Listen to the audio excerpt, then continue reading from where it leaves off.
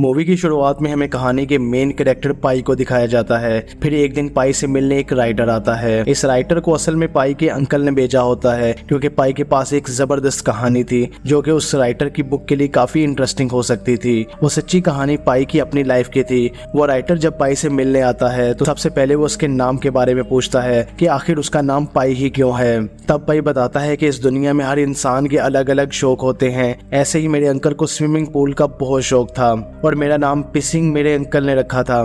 दरअसल ये नाम एक स्विमिंग पूल से इंस्पायर्ड था। पाई बताता है कि स्कूल में मुझे पिसिंग नाम से बहुत चिढ़ाया जाता था, इसलिए मैंने अपना नाम खुद ही पाई पटेल रख लिया था। इसके बाद पाई अपनी मदर के बारे में बताता है कि वो काफी अच्छी और रिलीजियस थी और मैं अपनी मदर की वजह से गॉड पर यकीन करता था, लेकिन बचपन में मुझे मेरे रिलीजन के बारे में नहीं बताया गया था। और वैसे भी जब किसी इंसान को उसके रिलीजन के बारे में नहीं बताया जाता तो फिर वो अलग अलग रिलीजन्स की चीजों को अपनाने लगता है। और बस मैंने भी अलग अलग रिलीजन्स की चीजों को अडॉप्ट करना शुरू कर दिया। मैंने ये भी सीखा कि यकीन करना इंसान के लिए कितना जरूरी है, लेकिन मेरे फादर का रिलीजन कुछ और ही था।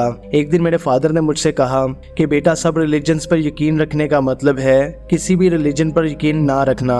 ये सुनकर पाई की मदर कहती है कि पाई अभी बहुत छोटा है तो वो किसी भी गॉड से मोहब्बत करे, इससे कोई फर्क नहीं पड़ता। इसके बाद पाई बताता है कि मेरे फादर का एक जू था जिसमें हर तरह के जानवर उन्होंने रखे हुए थे और मैं अपने बचपन से ही इन जानवरों को बहुत करीब से देखते आया हूँ। मेरा ये मानना था कि जानवर इंसान के अच्छे दोस्त बन सकते हैं, लेकिन ये हर जानवर पर लागू नहीं होता। हर जानवर इंसान का दोस्त नहीं बन सकता। एक दिन मैंने एक टाइगर को मांस खिलाने की कोशिश की और मुझे ऐसे ही लगा कि वो मुझे कोई नुकसान नहीं पहुंचाएगा, लेकिन जब मैं उस टाइगर को खाना खिला रहा था तो मेरे फादर ने मुझे पकड़ लिया। ये देखकर मेरे फादर ने मुझे काफी डांटा और कहा कि अभी तुम अपने हाथ को गंवा बैठते। तभी मेरे फादर ने मुझे समझाने के लिए एक प्रैक्टिकल करके दिखाया। उन्होंने उस टाइगर के सामने एक बकरी को बांध दिया। असल में मेरे फादर मुझे ये दिखाना चाहते थे कि जंगली जानवर कभी भी इंसान के दोस्त नहीं बन सकते, और मैंने अपनी आंखों से देखा कि किस तरह वो टाइगर बड़ी बेरहमी से उस बकरी को खा गया। और इस तरह मुझे सबक मिल गया कि जंगली जानवर कभी भी इंसान के दोस्त नहीं बन सकते। फिर कुछ साल गुजर जाते हैं और हम देखते हैं कि पाई अब थोड़ा बड़ा हो चुका है। यहीं पर पाई को एक लड़की पसंद आ जाती है जो उसकी दोस्त बन जाती है और वो एक दिन उसे जू दिखाने लेकर आता है। अब यहाँ जू के सारे जानवर तो उनके थे, लेकिन जो जमीन थी वो उनकी नहीं थी और इसी वजह से उन्हें वो जगह हर हाल में खाली करना थी। तभी खाना खाते हुए पाई के फादर उसे बताते हैं कि हम बहुत जल्द एक नई जगह पर शिफ्ट होने जा रहे हैं और हम इन जानवरों को बेच देंगे। इस बात के लिए पाई राजी नहीं होता क्योंकि वो अपनी दोस्त को छोड़कर कहीं नहीं जाना चाहता था, लेकिन ये बात वो अपनी फैमिली को ना बता सका और आखिरकार उसे अपनी फैमिली के साथ इस शहर को और अपनी दोस्त को छोड़कर जाना ही पड़ा। रात के वक्त पाई के फादर सभी जानवरों को बेहोशी की दवा दे रहे थे। वो बताते हैं कि मैं ऐसा इसलिए कर रहा हूँ क्योंकि समुद्र का सफर सभी जानवरों के लिए काफी दर्दनाक होता है। इस वजह से वो इसे बर्दाश्त नहीं कर पाते और बीमार हो जाते हैं, तो इनके लिए यही बेहतर होगा कि इनको बेहोश कर दिया जाए। इसके बाद पाई इस राइटर को बताते हैं कि इस वक्त हम समुद्र के सबसे खतरनाक हिस्से में थे। फिर इस रात जब सभी लोग सो रहे थे तो काफी शोर की वजह से मेरी आंख खुल गई और इस वजह से मैं बाहर आ गया और बाहर काफी तेज तूफान आ रहा था। पहले तो मैं उसे एंजॉय करता रहा, लेकिन फिर मैंने नोटिस किया कि बहुत सारा पानी शिप के अंदर आ गया है और फिर मुझे याद आया कि मेरी फैमिली भी शिप के अंदर है। इसलिए मैं शिप के उस हिस्से में गया जहाँ पर मेरी फैमिली थी, लेकिन अब वहाँ हर जगह पानी ही पानी था। फिर मैं भागकर आया जहाँ और भी लोग थे और मैंने उनकी मिन्नतें की कि मेरी फैमिली को बचाओ, लेकिन वो सारे लोग तो लाइफ बोट निकालने में बिजी थे। इनमें से एक आदमी ने मुझे कहा कि अभी के अभी इस लाइफ बोट पर बैठो और यहाँ से निकलो, लेकिन मैं अपनी फैमिली के बगैर बोट पर जाना नहीं चाहता था। लेकिन फिर अचानक से मेरा पाँव फिसला और मैं उस बोट पर गिर गया और अब क्योंकि तूफान काफी तेज था तो मैं बोट समेत काफी आगे आ गया। फिर मैंने उस शिप को ढूंढने की बहुत कोशिश की जिसमें मेरी फैमिली थी और फिर मैंने देखा कि वो इतनी बड़ी शिप पानी में डूबती ही जा रही है और अब मेरे पास उस लाइफ बोट में जाने के अलावा कोई ऑप्शन ना था। लेकिन तभी मैंने देखा कि वहाँ मेरे अलावा कोई और भी है जो कि मेरी तरफ बचने की कोशिश कर रहा है और जब मैं उसे बचाने गया तो मैंने देखा कि ये तो वही टाइगर है और वो भी अब इस बोट पर आ चुका था। और अब देखते ही देखते सुबह हो जाती है। हम देखते हैं कि तूफान अभी भी नहीं रुका। यहाँ फिर मैंने सोचा कि मुझे बोट का पानी निकाल देना चाहिए। अब यहाँ बोट पर मेरे अलावा एक ज़ेब्रा भी था।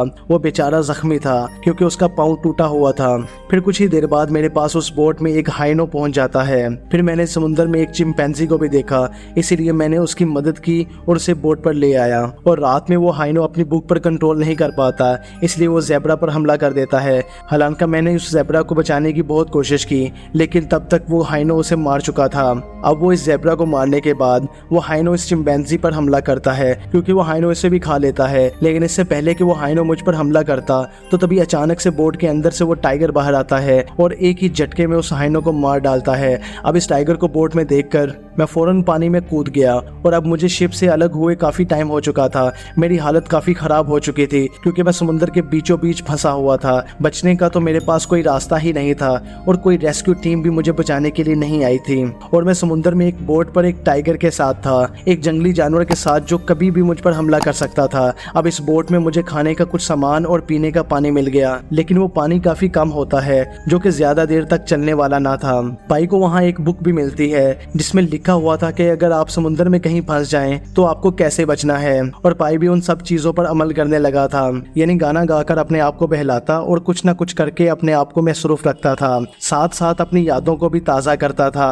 इस रात पाई अपने पास्ट को महसूस करता है, यानी कि वो अपने पास्ट में पहुंच जाता है और तारों के बीच अपनी फैमिली को देखता है, जिससे वो काफ़ी इमोशनल हो जाता है और रोने लगता है। वो देखता है कि कैसे उसकी मदर उसे बताती थी कि बेटा हमेशा हिम्मत रखना, कभी भी अपने भरोसे को टूटने मत देना, जब तक तुम में उम्मीद होगी, तुम में हौसला होगा, कोई भी तुम्हें हरा नहीं पाएगा। यहाँ पर पाई के पास लिखने के लिए एक बुक भी थी और एक पेंसिल भी थी। वो लिख लिख कर पानी के कैंस के जरिए अपना मैसेज भेजता था, इस उम्मीद में कि शायद कोई तो आएगा इसकी मदद करने के लिए। यहाँ पर पाई बताता है कि इस बोट में मुझे एक मैप भी मिला, लेकिन मुझे तो मैप पढ़ना ही नहीं आता था। इस वजह से मुझे कुछ भी पता नहीं चला कि आखिर मुझे कहाँ जाना है, किस डायरेक्शन में जाना है। यहाँ पर पाई इस टाइगर के बारे में सोचता है कि अगर मैंने इस भूखे टाइगर का पेट नहीं भरा तो वो भूखा टाइगर अपना पेट भरने के लिए मुझे मार देगा। यहाँ पाई के पास खाने के लिए बिस्किट्स और पानी था, लेकिन इस टाइगर को खिलाने के लिए इसके पास कुछ नहीं था, तो इसलिए मैंने फिशिंग करना शुरू कर दी। और फिर एक दिन मैं इस टाइगर के लिए पानी भी लाया। फिर मैंने सोचा कि ये सारी चीजें ज्यादा दिन तक नहीं चलने वाली, मुझे अब इस टाइगर के साथ रहना सीखना होगा। एक दिन इस टाइगर की भूख बर्दाश्त से बाहर हो जाती है, इसलिए वो मछली खाने के लिए पानी में कूद जाता है। लेकिन जब उसे पानी में कुछ नहीं मिलता तभी उसकी नजर पाई पर पड़ती है, इसलिए वो पाई को मारने के लिए उसकी तरफ बढ़ने लगता है। अब यहाँ पाई रेस्क्यू बोट पर था, इसलिए वो अपनी जान बचाने के लिए लाइफ बोट में चला जाता है। जो रेस्क्यू बोट उसने बनाई थी उसे भी अपनी तरफ खींच लेता है और अब वो टाइगर भी अपनी जान बचाने के लिए बोट पर चढ़ने की कोशिश करता है। लेकिन पाई इस टाइम बहुत ही गुस्से में था, इसीलिए वो चाहता था कि वो इस टाइगर को मार दे। लेकिन जब वो इस टाइगर को देखता है और वो उसे मार ही नहीं पाता, वो इसे बोट पर चढ़ा लेता है। एक दिन पाई को समुद्र में से काफी बड़ी मछली मिलती है। अब यहाँ पाई के पास कोई और ऑप्शन ना होने की वजह से वो इस मछली को मार देता है और उसे इस टाइगर को खिला देता है। भाई अपना एक एक दिन इस बोट पर गिन गिन कर गुजार रहा था।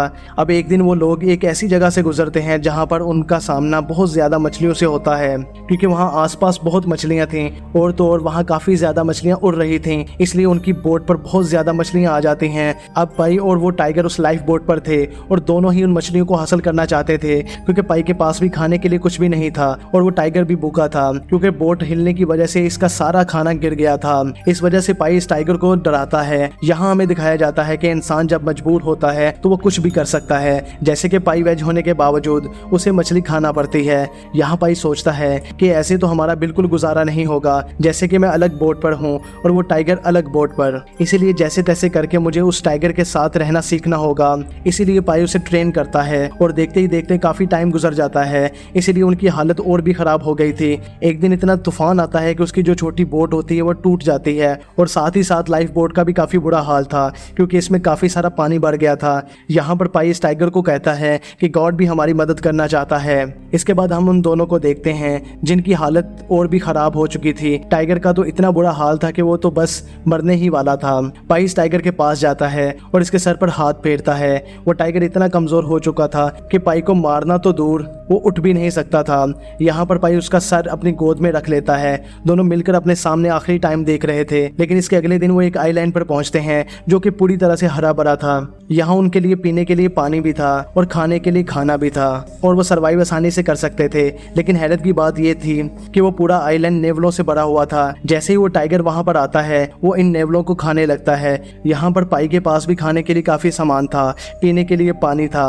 जैसे ही रात होती है पाई को पता चलता है कि इस आइलैंड पर कुछ ना कुछ गड़बड़ी जरूर है, क्योंकि वो सारे के सारे नेवले वहां से निकलकर ट्रीज पर चढ़ रहे थे और कोई अजीब सी चीज देखकर वो टाइगर भी बोट में चला जाता है। रात को पाई देखता है कि वो पूरा का पूरा पानी एसिड में बदल गया है, जिसकी वजह से उस पानी की मछलियां गलती सरती नजर आ रही थी। तभी पाई देखता है कि वहाँ एक ट्री पर फ्रूट लगा हुआ है और जैसे ही पाई उस फ्रूट को खोलता है तो वो देखता है कि उसके अंदर तो एक इंसानी दांत पड़ा होता है। तो पाई अब उस राइटर को बताते हैं कि असल में वो जो आइलैंड था वो मामूली आइलैंड नहीं था, बल्कि वो तो कैनिबल आइलैंड था, यानी जो इंसानों और जानवरों का शिकार करके उनको खाता है। यानी दिन में वो आइलैंड जितना खूबसूरत है रात में उससे ज्यादा खतरनाक है। और गलती से अगर कोई इंसान यहाँ आ भी जाता है तो मरने के अलावा उसके पास कोई ऑप्शन नहीं होता। अगले दिन पाई अपनी बोट पर बहुत सारा सामान रख लेता है, जितना वो रख सकता था।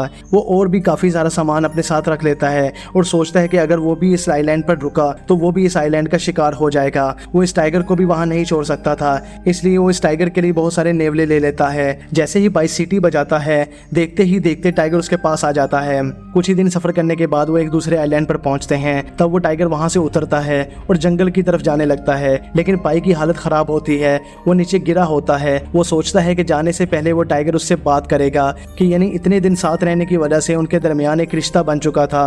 अगर वो टाइगर मुझसे बात ना करे लेकिन कम से कम मुझे एक बार पलट कर जरूर देखेगा। यहाँ पाई बताते हैं कि मैं बच्चों की तरह रोया था, इसलिए नहीं कि उन्हें एक आइलैंड मिल गया था, बल्कि वो इसलिए रो रहे थे क्योंकि इस टाइगर ने एक बार भी पलट कर उनकी तरफ नहीं देखा। फिर भाई बताते हैं कि मैं इस आइलैंड पर आखिरी पर्सन था जो कि सर्वाइवर था, यानी कि जिंदा बचा था।